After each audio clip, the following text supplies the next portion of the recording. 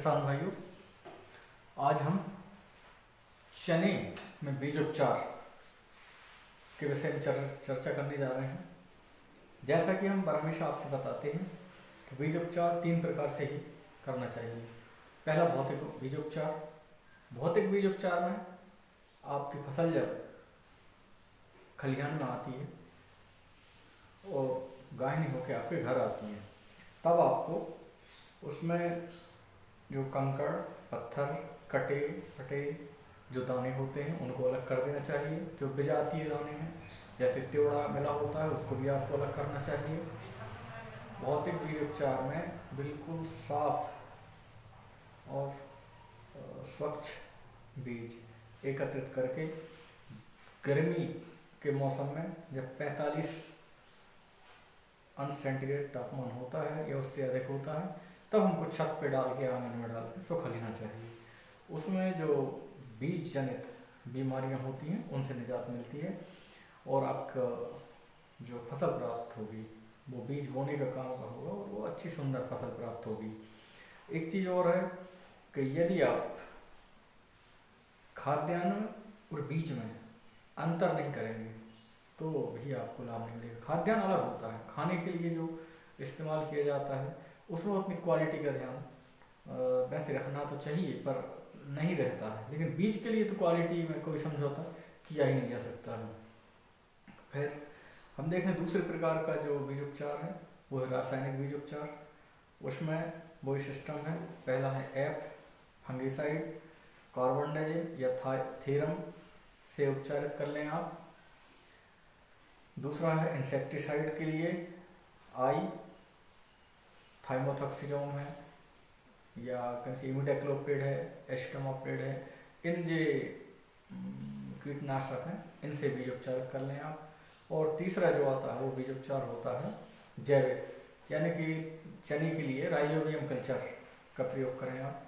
इससे इसके जो जड़ों में नोड्यूल्स होते हैं उससे राइजोबियम नाइट्रेट फॉर्म में जो यूरिया आपके खेत में उपस्थित रहता है उसको नाइट्रोजन कन्वर्ट करके पौधे के लिए उपलब्ध कराता है। और दूसरा अगली फसल के लिए भी इन नोड्यूल्स में नाइट्रोजन संरक्षित रह जाता है जो हमारी अगली फसल के काम में आता है। तो किसान भाइयों, देखा आपने ये 3 तरीके से हमने कर लिया है बीजोपचार। बीजोपचार करने से फायदा ये होता है कि जो छोटी फसल होती है छोटी अवस्था में, एक तो दाने सुरक्षित रहते हैं, फिर वो जर्मिनेट हो जाते हैं, और जो छोटी अवस्था में फसल होती है 10 से 15 दिन तक, वो भी बहुत काफ़ी सुरक्षित रहती है। उसमें जो रस चूसक कीट हैं वो नुकसान नहीं पहुंचा पाते हैं और आपकी फसल बड़ी सुंदर सुरक्षित आएगी। देखिए हम ये रासायनिक उपचार करने जा रहे हैं।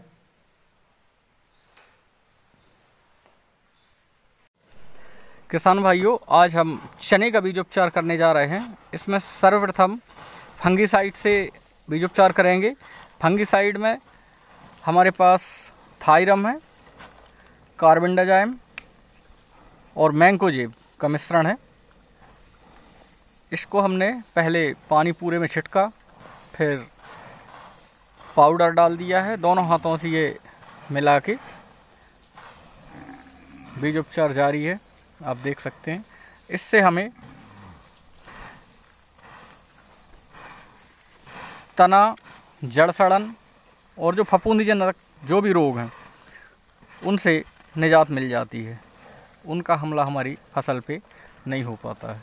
सुरक्षित और सुंदर फसल के लिए पहले फंगिसाइड से, फिर इंसेक्टिसाइड से और उसके बाद राइजोबियम कल्चर से हम बीजोपचार करेंगे। तो अभी ये फंगिसाइड से हो चुका है। अब इसके बाद इंसेक्टिसाइड से हम इंसेक्टिसाइड में थाइमोथॉक्सिजाम से हम, अभी आप देख रहे हैं ये लाल रंग का जो लिक्विड डाल रहे हैं ये थाइमोथॉक्सिजाम है। और यह जो इंसेक्टिसाइड है तो ये रस चूसक कीटों से हमारी फसल को सुरक्षित रखेगा। लगभग आप ये मान के चलें जो जड़ माहू है या वाइट फ्लाई, ये जो भी छोटी सी अवस्था में नुकसान पहुंचाते हैं पौधे को, तो उससे सुरक्षित हो जाती है हमारी फसल। बीज उपचार बिल्कुल वैसे ही है जैसे बच्चों का टीकाकरण होता है। तो इसलिए किसान भाई बीज उपचार अवश्य करें। फसल को जीवन देता है बीज उपचार। FIR फंगिसाइड से पहले, उसके बाद इंसेक्टिसाइड, फिर राइजोबियम कल्चर।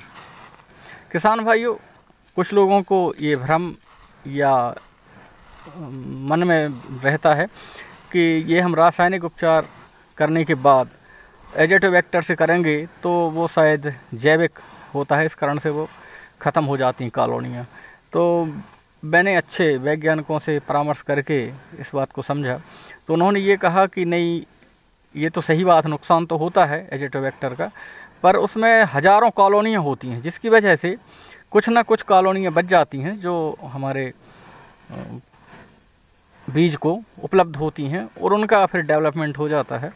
तो बीज उपचार का वो लाभ हमको जो राइजोबियम कल्चर से मिलना चाहिए वो मिलता है।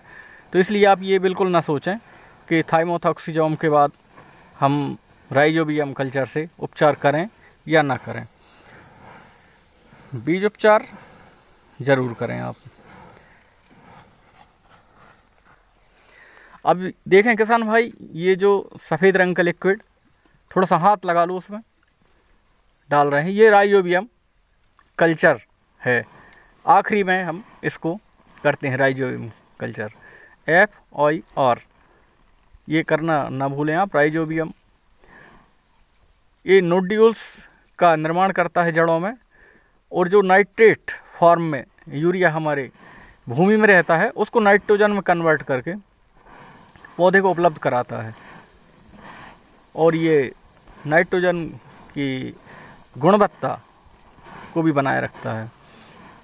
इसी कारण से आप से फसल चक्र के बारे में हमेशा हम आपसे बोलते हैं, फसल चक्र अपनाएं। इसके बाद हम यदि अगले वर्ष या बरसात में मक्का या धान लगाएंगे तो उसको ये जो नोड्यूल्स बन जाएंगे और यूरिया संरक्षित हो जाती है, वो भी काम में आ जाती है। या अगले वर्ष हम गेहूं लगाएं इसमें, तो ये सब फसल चक्र के लाभ भी हमको मिलते हैं। इसी कारण से फसल चक्र ज़रूर अपनाना चाहिए। तो ये राइजोबियम से बीज उपचार हो चुका है। इसके बाद इसको हम लगभग 2 घंटे सुखा लेंगे।